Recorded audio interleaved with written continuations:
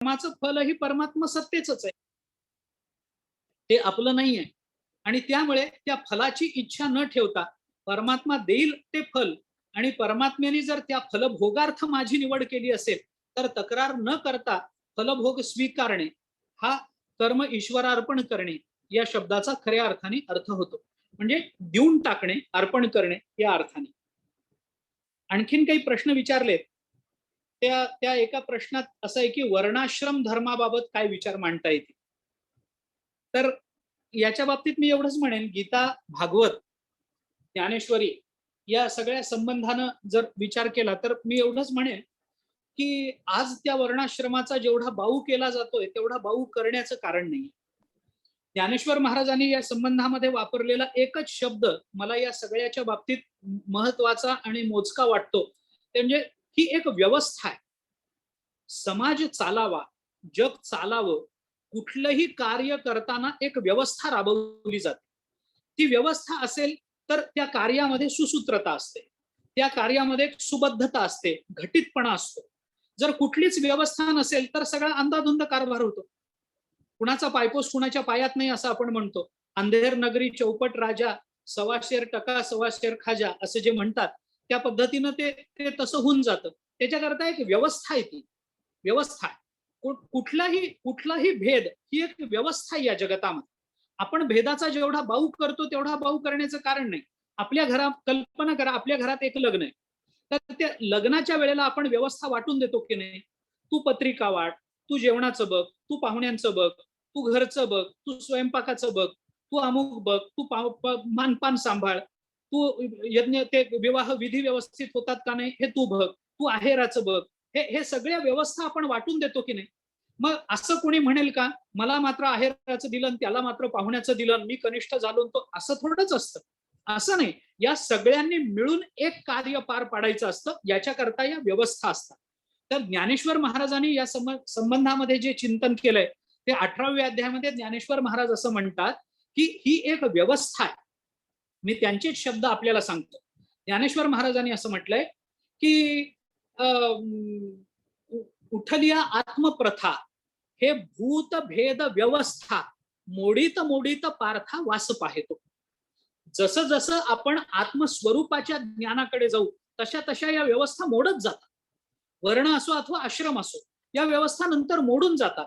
कारण आत्मस्वरूपाला प्राप्त झालेला संन्यासी नसतो, ग्रहस्थ नसतो, ब्रह्मचारी नसतो, वानप्रस्थी नसतो, ना तो ब्राह्मण, क्षत्रिय, वैश्य, शूद्र असतो, कोणीच नसतो. कारण आत्मा यापैकी कोणत्याच भेद व्यवस्थेमध्ये बसणारा नाही. नाहम मनुष्यो न च देव यक्षो न ब्राह्मण क्षत्रिय वैश्य शूद्र हा, हे जसं हस्तमलक स्तोत्रामध्ये आपल्याला दिसून येतं. नाहम ग्रहस्थी नाहम ग्रहस्थो न च वानप्रस्थो, मी कोणीच नाहीये. न भिक्षुर अहम निजबोध रूपहा, नाहम भिक्षु निजबोध रूपहा, मी निजबोध रूप आहे, मी आत्मस्वरूप आहे. हे त्या हस्तमलक स्तोत्रामध्ये त्यांनी सांगितलं. मी कोणीच नाही. त्या लहान मुलाला आचार्याने विचारलं, का बाबा तू कुठून आलास, कुठे जाणार आहेस, कोण आहेस तू, हे सगळं विचार. परंतु त्यांनी उत्तर देताना सांगितलं, मी आत्मस्वरूप आहे म्हणल्यानंतर याच्यापैकी कोणती व्यवस्था लागत नसते. म्हणजे काम आता गंमत अशी आहे, आपल्या घरातलं लग्न पार पडलं, लग्न पार पडल्यानंतर ती व्यवस्था राहते का. आता जर त्याला लग्न झालं, सगळे पाहुणे गेले, सगळं झालं, महिना उलटून गेला आणि त्या आपल्याच भावाला आपण जर म्हटलं, अरे तू घरात कसा बसलास, पत्रिका वाटायला का गेला नाहीस, अरे ते काम झालंय ना. आता ज्या कारणाने मी ब्राह्मण झालो, ज्या कारणाने मी शूद्र झालो, ते काम संपलं ना. आता मला परमात्मा तत्वाची प्राप्ती झाली, आता मला त्याच्याशी काही कर्तव्य नाहीये. त्यामुळे त्याचा सगळ्याचा बाऊ करण्याच्या पेक्षा ती एक व्यवस्था मानणं आणि त्या व्यवस्थेमध्ये आपली निवड झालेली आहे, म्हणजेच आपल्याला आत्मस्वरूपाच्या प्राप्तीचा अधिकार आहे. मला जर कोणी जेवणाची आहेराची जबाबदारी देत असेल तर याचा अर्थ लग्न सोहळा निश्चित चांगल्या पद्धतीनं पार पाडण्याकरता मी जबाबदार आहे असा माझ्यावरचा विश्वास दाखवला असा अर्थ होतो की नाही त्याचा. तर त्याच पद्धतीनं वर्णाश्रम व्यवस्थेकडे बघावं. त्याची चर्चा करून विनाकारण त्याच्याबद्दल फार स्तोम माजवण्यामध्ये मला काही तात्पर्य वाटत नाही. आणखीन काही प्रश्न आले, ते प्रश्न लिखित स्वरूपात आहे. ज्ञानेश्वरी अध्ययनाच्या परिणाम स्वरूप जीवन बदलल्याचे आणि आपल्या माहितीतील आजच्या काळातील प्रत्यक्ष उदाहरण सांगावे ही विनंती. ते प्रेरक ठरेल. काय आहे, ज्ञानेश्वरी अध्ययनाच्या परिणाम स्वरूप आपल्या जीवनामध्ये होणाऱ्या बदलाचा मला लांब जाऊन काही परिणाम किंवा प्रत्यक्ष उदाहरण सांगण्यापेक्षा सुद्धा मला असं वाटतं की हे ज्ञानेश्वरीचं चिंतन सुरू करण्याच्या पूर्वीचे आपण आणि ज्ञानेश्वरी चिंतन सुरू झाल्यानंतरचे आपण याच्यातल्या बदलाचा थोडा आढावा जर आपण घेतला तर मला वाटतं आपल्या प्रश्नाचं उत्तर आपणच देऊ असं घडेल. कारण ज्ञानेश्वरीच्या चिंतनानं आपल्या जीवनामध्ये इतका आनंद आता फुलून आलेला आहे की एखादा ज्ञानेश्वरीचा वर्ग चुकवला तरी आठवडाभर मनाला रुखरुख लागून राहते की अरे नाही, हे चुकवायला नको, आपण हे ऐकलं पाहिजे, हे वाचलं पाहिजे. असं जर वाटत असेल तर आपल्याच मनोवृत्तीतला बदल हा कुठेतरी आपल्याला परमात्म्याच्या चरणकमलाकडे घेऊन जाणारा ठरतो आहे. हाच ज्ञानेश्वरीचा फार मोठा परिणाम आहे असं मला वाटतं. ज्ञानेश्वरीच्या चिंतनानं जीवन यशस्वी झालेली खूप मंडळी आहे. अलीकडच्या काळामध्ये गुलाबराव महाराजांचं उदाहरण आपल्याला पाहता येईल. ते अंध होते पण त्यांनी जवळजवळ 139 पुस्तकं लिहिली आहेत, अंध असून सुद्धा. ते स्वतःला ज्ञानेश्वर महाराजांची कन्या आणि भगवान श्रीकृष्णाची पत्नी समजत असत. अशी मधुरा भक्ती त्यांनी केलेली आहे. आणि अत्यंत म्हणजे अलीकडच्या काळामधलं ते फार मोठं उदाहरण म्हणता येईल. वराडामध्ये त्यांचा जन्म झाला, चांदूरकडे. चांदूर रेल्वे, चांदूर बाजार आपल्याला ऐकून चौधरी परिवारानं सगळ्यांनाच माहिती आहे गुलाबराव महाराज. पण त्या गुलाबराव महाराजांचं उदाहरण जर आपण बघितलं तर तेही आपण बघू शकता. माझ्या बघण्यातलं उदाहरण मला जर सांगायचं असेल तर ज्यांच्याकडे बघून ज्ञानेश्वरी ते जगले असं वाटतं माझे आजोबा आहेत. त्यांच्याकडे बघून नेहमी असं वाटायचं की ज्ञानेश्वरी खऱ्या अर्थानं यांच्या कृतीतून, यांच्या विचारातून प्रकट होते असं वाटायचं. आणि त्यांच्या नंतरचं माझ्या बघण्यातलं उदाहरण म्हणजे स्वामी वरदानंद भारती, अनंत महाराज आठवले आणि पांडुरंग शास्त्री आठवले ही माझ्या बघण्यातली उदाहरणं आहेत की ज्ञानेश्वरीवर त्यांचं किती प्रेम होतं तेही मी पाहिलंय. आणि आपल्या आयुष्याच्या अगदी अंतकालामध्ये सुद्धा म्हणजे दादाजींना तरी, पांडुरंग शास्त्रींना तर खूप वेदना सहन करा. मला आठवतं इथं बाबा महाराज आर्वीकर म्हणून आमच्या इथं पंढरपूर जवळ आर्वी नावाचं गाव आहे, आपल्याला ऐकून माहिती असेल. 12व्या अध्यायावर त्यांनी 2 खंडाचं मोठं दिव्यामृत धारा नावाचं भाष्य लिहिलंय ज्ञानेश्वरीच्या 12व्या अध्यायावर. तर त्या बाबा महाराज आर्वीकरांच्या बाबतीत असं सांगतात की ते इतकं जीवन ज्ञानेश्वरीमय झालेलं होतं, इतकं त्या तत्वज्ञानामध्ये ते घडलेले होते. आमचे आदरणीय दाका तथा भाऊ थावरे त्यांनी मला सांगितलेला हा किस्सा आहे. ते त्यांचे भक्त होते, शिष्य होते. तर त्यांना आयुष्याच्या उत्तरार्धामध्ये कॅन्सर झाला रक्ताचा आणि प्रचंड वेदना व्हायच्या. तर अगदी शेवटच्या काळामध्ये डॉक्टरांनी त्यांना असं विचारलं की या रोगामध्ये इतक्या प्रचंड वेदना होतात की रोगी असा शांत बसू शकत नाही आणि तुम्ही इतक्या वेदना होऊन सुद्धा इतक्या शांत कसे राहता. तर त्यांनी त्या डॉक्टरांना सांगितलं की वेदना या शब्दातला वेद शब्द मला शांती देतो असं त्यांनी सांगितलं. त्यांनी सांगितलं वेद शब्दाचा हा अर्थ तुम्हाला कळतो कसा, तर त्यांनी सांगितलं केवळ आणि केवळ ज्ञानेश्वरीच्या चिंतनाने मला हे कळलं की आपला देह वेगळा असतो आणि आपलं आत्मतत्व वेगळं असतं. जाई जे देह आत्मसत्ते अविक्रिय ते निष्ठंगिती गा मोहे आंधळे ते, असं म्हणणारे ज्ञानेश्वर महाराज लगेच पुढे असं म्हणतात की आत्मा आत्मयाच्या ठाई देखी जे देहीचा धर्म देही ऐसे देखणे ते पाही आन आहात. एक आंधळे लोक आहेत की जे देह आणि आत्मा एक मानतात आणि जे एक असे डोळस लोक आहेत जे देहाचा धर्म देहाच्या ठिकाणी ठेवतात आणि आत्म्याचा धर्म हा स्वधर्म मानून त्या दृष्टीने आपलं जीवन व्यतीत करतात. हा ज्ञानेश्वरीचा एक दृश्य परिणाम आहे असं मला वाटतं आणि तो परिणाम अनेकांनी अनुभवलेलाही आहे. दुसरा प्रश्न तसाच आहे, परमार्थाची वाटचाल करणाऱ्या साधकांनी कोणत्या ओव्या नित्य स्मरणात ठेवाव्यात, किमान 5 ते 10 ओव्या अध्याय व क्रमांकासह सांगाव्यात असं सांगितलंय. पण मी असं म्हणतो की ज्ञानेश्वरीतल्या निवडक ओव्या हा मला थोडासा, मी क्षमा मागतो, न पटणारा शब्द आहे. कारण जी सगळं ज्ञानेश्वरीतलं काय निवडायचं असा प्रश्न आहे. काय निवडक कसं असू शकेल त्याच्यामध्ये, निवडक कसं असू शकेल. गोड खाणाऱ्या माणसाच्या त्याला फक्त गोडच आवडतं. त्याच्यासमोर तुम्ही एका वाटीत बासुंदी, एका वाटीत गुलाबजाम, ताटामध्ये जिलेबी, अन्य श्रीखंड आणि काही असे पदार्थ करून ठेवले आणि त्याला जर विचारलं ह्याच्यातलं तू काय निवडशील, तर त्याचा जो गोंधळ होईल तोच माझा होतो. मी निवडक ओव्या सांगू शकत नाही, पण एवढं नक्की सांगू शकेल की 5 ते 10 ओव्या सांगण्यापेक्षा रोज 5 ते 10 ओव्या क्रमानं वाचत जाऊ आपण, की ज्याचा परिणाम म्हणून काय निवड ज्ञानेश्वर महाराज आपली निवड करतील असं काहीतरी आपल्या बाबतीत होईल. तर तसं करणं हे मला जास्त श्रेयस्कर वाटतं.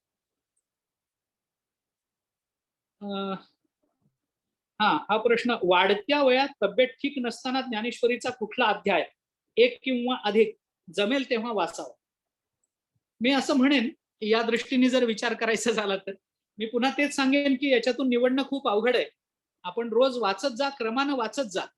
काय उतरत्या वयामध्ये जरी आपलं वाचन अर्धवट राहिलं तर आपल्याला फार आनंद झाला पाहिजे. कारण काय आहे की म्हणजे कोणत्याही शास्त्राचा अभ्यास हा कधीही अपूर्ण होत नसतो, अपूर्ण राहत नसतो. तो कधी ना कधीतरी पूर्ण करण्याची संधी आपल्याला मिळत असते. म्हणून उतरत्या वयामध्ये किंवा आपल्या आयुष्याच्या अंतापर्यंत जर समजा आपली ज्ञानेश्वरी वाचून झाली नाही, अर्धवटच झाली, तर आपल्याला जास्त आनंद झाला पाहिजे.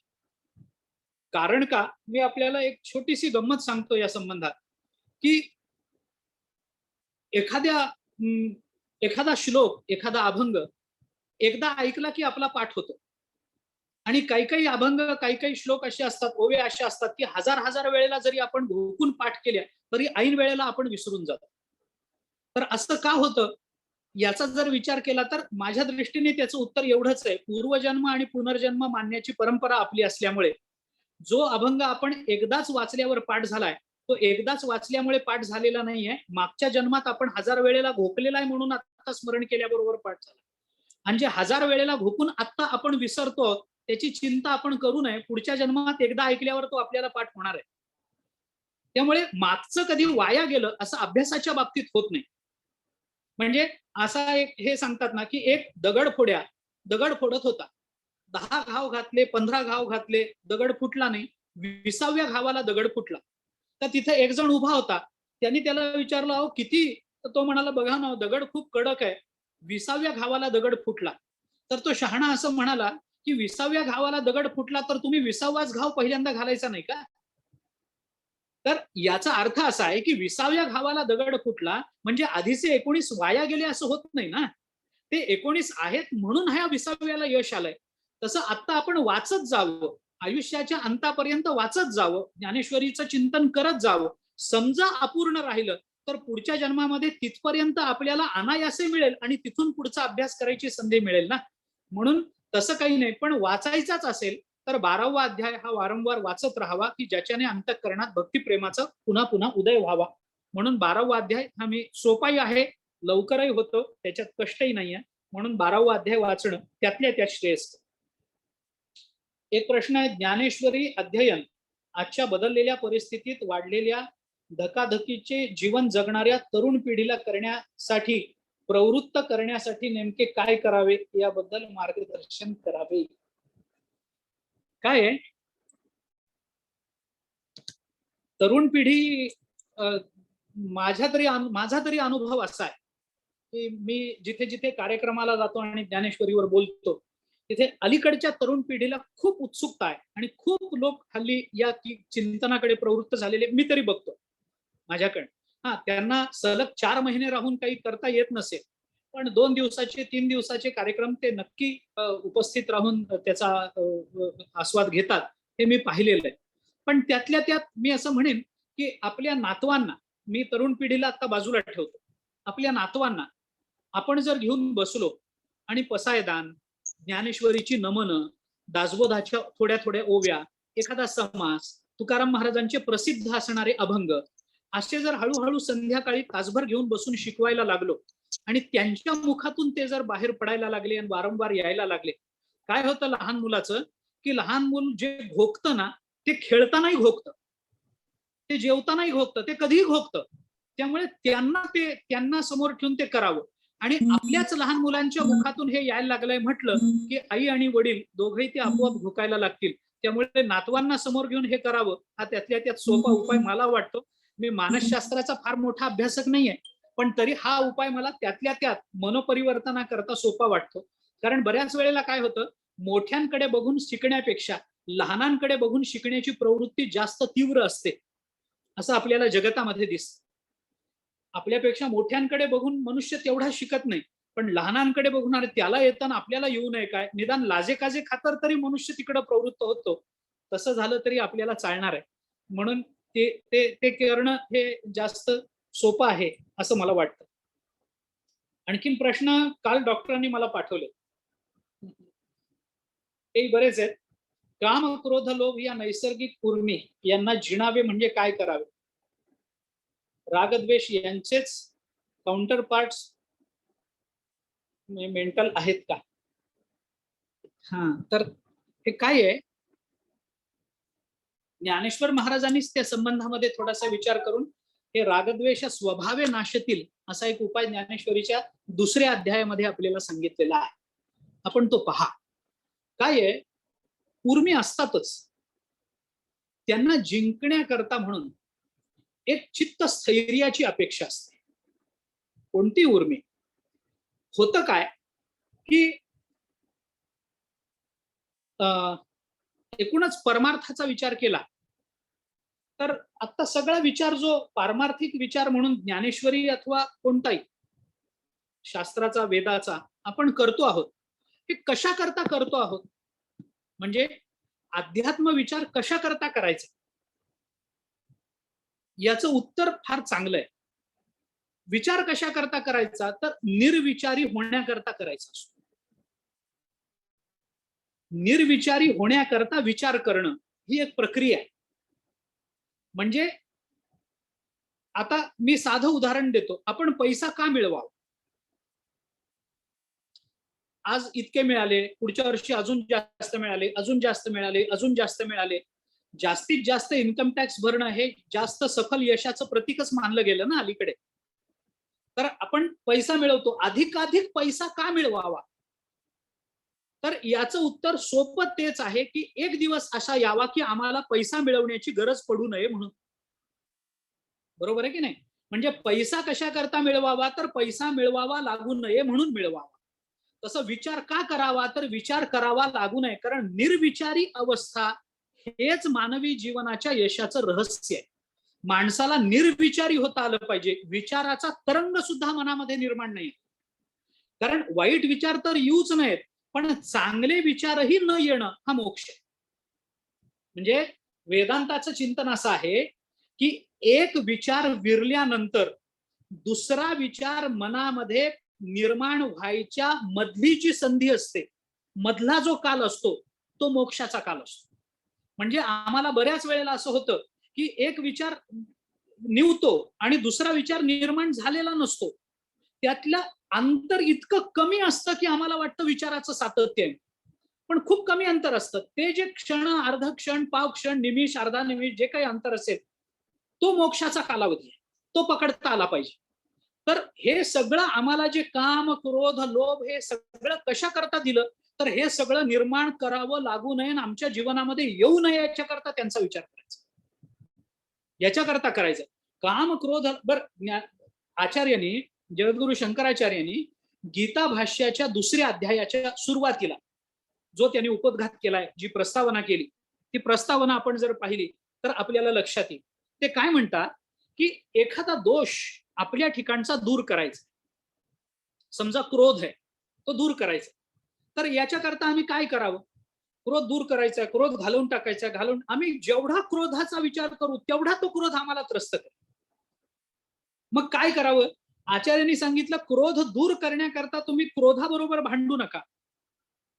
मग काय करा? क्रोधाच्या विरोधी असणारा गुण आपल्याला मिळवता येतो का तो बघा. याला प्रतिपक्ष भावना असं म्हणतात. प्रतिपक्ष भावना अशी संज्ञा आहे त्याला गीता भाष्यामध्ये. म्हणजे काय की तुम्ही क्रोध दूर करण्याचा प्रयत्न करू नका, तुम्ही शांती मिळवा. क्रोध आपोआप सोडून जाणारच आहे. कारण म्हणजे जसं नुसत्या राखेमध्ये विस्तू पडला तर त्याचा उपयोग होत नाही, तसं शांतीमध्ये क्रोध पडला तर त्या क्रोधाचा उपयोग होत नाही. त्यामुळे प्रतिपक्ष भावनेने त्याचा विचार करावा, हे जास्त बरोबर. पुनर्जन्म विज्ञान हे काय कायच आहे म्हणून लिहिलंय डॉक्टर तुम्ही, परंतु तो एक फार मोठा विचार आहे. ज्ञानेश्वर महाराजांनी असं म्हटलंय, आगा कर्मी जे उरावे तैतीही सुखदुःखी फळावे तया ते भोगावया यावे देहा एका. ज्ञानेश्वर महाराजांनी असं म्हटलंय. पुनर्जन्म हा कर्माच्या फलाच्या शिल्लकीत मिळत असतो. ज्याला कर्मफल ज्याचं शिल्लक आहे त्यालाच पुनर्जन्म. ज्याचं कर्मफल शिल्लक राहिलेलं नाहीये त्याला पुनर्जन्म नाहीये. पुनर्जन्म ही एका अर्थाने ज्ञानशास्त्राच्या दृष्टीने हा दोषच आहे.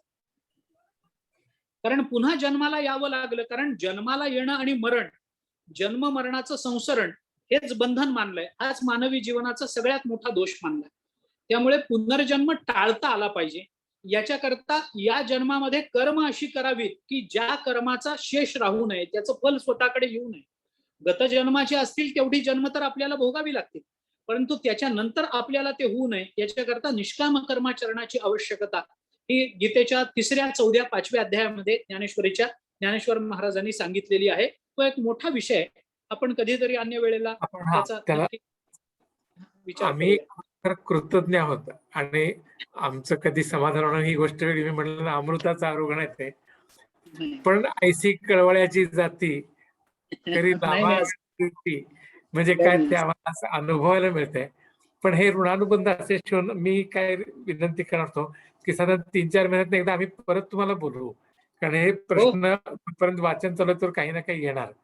आणि तुम्ही जेवढ्या प्रेमानं सांगितलं, अधिकारानं सांगितलं, आमच्यापैकी आणि कुणाला काही बोलायचं असेल तर मला वाटतं आपण खूप त्रास दिला चैतन्य महाराजांना. लागोपाठ 3 त्याच्या आधी त्यांची 2 प्रवचनं चालू होती. म्हणजे एवढं सामर्थ्य त्यांना ज्ञानेश्वरी वाचनातून मिळतंय हे आपण बघतोच आहे. काम करणं आहे. कोणाला बोलायचं असेल तर बोला, कारण ही बहुतेक शेवटची मीटिंग ह्या सत्रात होईल आपली यांच्या बरोबरची. आणि पुन्हा आपण त्यांना विनंती करू 13वा अध्याय, 14वा अध्याय, 15वा 3 झाल्यावर ज्ञानेश्वरीतला ज्ञानयोग हा स्वतंत्र ऐकूया असं मला वाटतंय.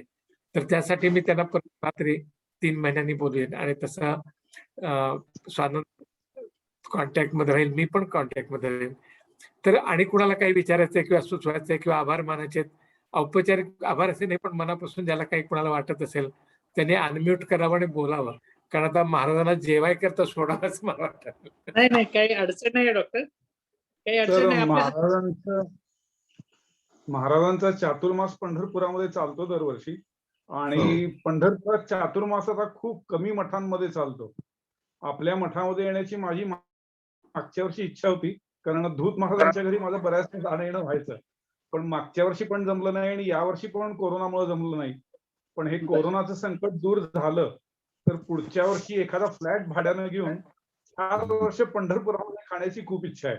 आणि आपले ऋणानुबंध खूप जुने आहेत, कारण माझे आजोबा आणि आपले आजोबा यांचे जुने संबंध आहेत. मी मागे आपल्याशी एकदा फोनवरती बोललो होतो. माझ्या आजोबांच्या पुस्तकात आपल्या आजोबांची प्रस्तावना आहे.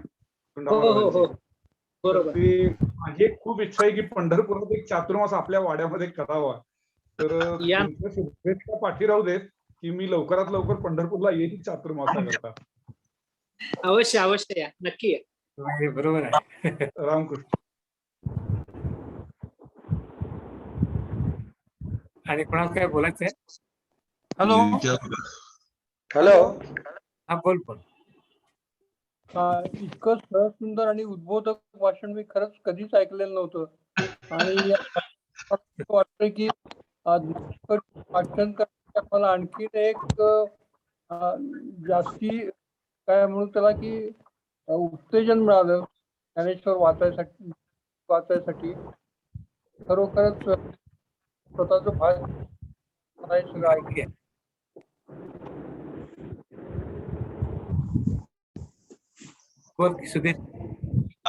मला हेच विचारायचं होतं, म्हणजे पुष्कळ गोष्टी कळल्या तशा. आपले हे जग निर्माण का झालं याचं काही उत्तर नाही आहे. आपल्या जीवनाचं काय उत्तर आहे म्हणजे काही कळत नाही. किती आपण म्हटलं तरी त्याच्यात गेल्याशिवाय तर काही कळणार नाही की त्याचं उत्तर काय. त्याचं उत्तर आहे भगवंताची इच्छा, एवढंच त्याचं उत्तर आहे. लीला. कारण आता सध्याला जे अफगाणिस्तानमध्ये होतं, सगळीकडे होतं, याचा त्रास होतो सगळ्यांना. म्हणजे पाहूनच त्रास होतो की म्हटलं काय चालू आहे सगळं, आणि याचं काही उत्तर काही मिळत नाही की काय होऊन राहिलं जगात. पॉप्युलेशन वाढते. वेदांतामध्ये ना पंचदशीमध्ये 2 पद्धतीच्या जगाचा विचार केला गेला. एक ईशकृत प्रपंच आणि दुसरा जीवकृत प्रपंच. म्हणजे पर्वत, समुद्र, वृक्ष, अरण्य हा सगळा जो विषय आहे हा सगळा ईशकृत प्रपंचाचा. आणि हे माझं आहे, हे हा देश माझा आहे, हे माझं आहे, हे मी सोडणार नाही, ही माझी आई आहे, हे माझं भाऊ आहे, अमुक आहे, तमुक आहे, ही पत्नी आहे, ही मुलं आहे, हे घर आहे, हे शेत आहे, हे बैल आहे, ही गाडी आहे, हे माझं आहे, हा सगळा जीवकृत प्रपंच आहे. त्यामुळे ईशकृत प्रपंच कधी त्रास देत नसतो, त्रास देणारा जीवकृत प्रपंच असतो. तुम्हाला समुद्राने कधी त्रास दिला नाही, नदीनं कधी त्रास दिला नाही, आपल्याला अन्य झाडांनी कधी त्रास दिला नाही. पण हे माझं झाड आहे असं म्हटलं की त्या माझेपणामुळे माझ्या झाडाचा आंबा दुसऱ्या कोणी तोडून नेला की मग त्रास होतो. त्यामुळे त्रास होतो तो जीवकृत प्रपंचाचा होतो, ईशकृत प्रपंचाचा कधी त्रास होत नाही. हे चांगलं आहे. याच्यात आपल्याला भीती नाही वाटत का आपल्याला? तर केव्हा ना केव्हा तरी मनाला भीती वाटतं की याची काय जगात काही चालू आहे. डोळ्याला पाहून खूप भीती वाटलीच, सगळ्यांनाच वाटली, वाटतेच. किंबहुना या भीतीचाच फायदा घेऊन पॅन्डेमिक वाढवलं गेलंय असं म्हणायला वाटते. पण त्याच्या मागेही तेच कारण आहे. म्हणजे भयाच्या मागेही ते. एकनाथ महाराजांनी भयाची व्याख्या करताना असं म्हटलंय की बळी मिळवणी समस्त आप्त विषय विभांडू पाहात तेणे कासावीस होय चित्त भय निश्चित याना, अशी भयाची व्याख्या केली. म्हणजे माझं कुणीतरी माझ्यापासून हिरावून घेत आहे या विचारानं जो कासावीसपणा मनामध्ये निर्माण होतो त्याला भय अशी संज्ञा असं म्हटलंय. त्यामुळे शेवटी काय झालं की माझं आहे हा सुद्धा मी निर्माण केलेलाच प्रपंच आहे आणि तो दुसरा कुणीतरी घेतो आहे असं म्हटलं की मग ते भय वाटणार, स्वाभाविक आहे. आणि त्याच्यात चूक मला काही वाटत नाही. भय वाटलं, भीती वाटली तर याच्यामध्ये दोष आहे असं मला काही वाटत नाही.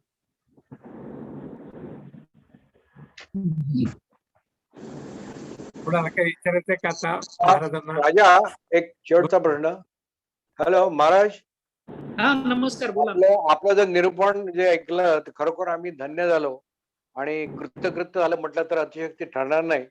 एक मला फक्त विचारायचं होतं की मानवी मन आणि विश्वमन याच्यात आपण मानवी मन विश्वमनात जाऊ शकतं का? आणि विश्वमन म्हणजे काय आणि मानवी मन म्हणजे काय?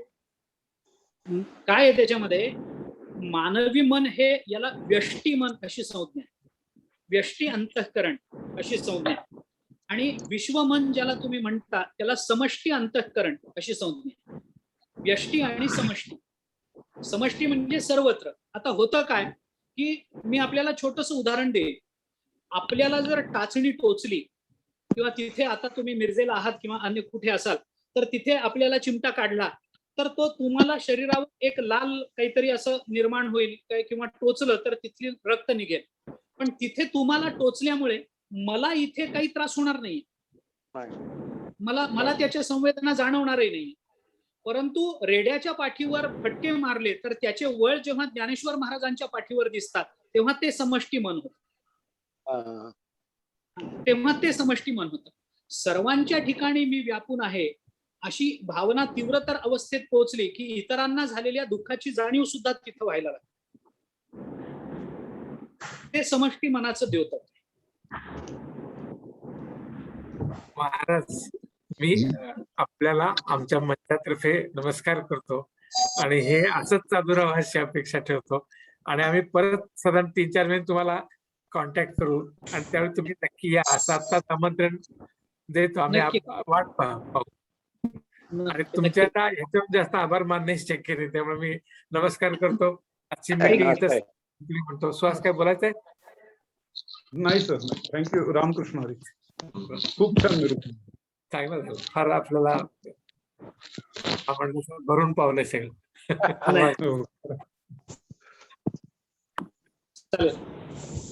ठीक आहे सर, मग आपण सगळे एकमेकांना नमस्कार करून विश्रांती घेऊया. रामकृष्ण हरी. रामकृष्ण हरी. हरी.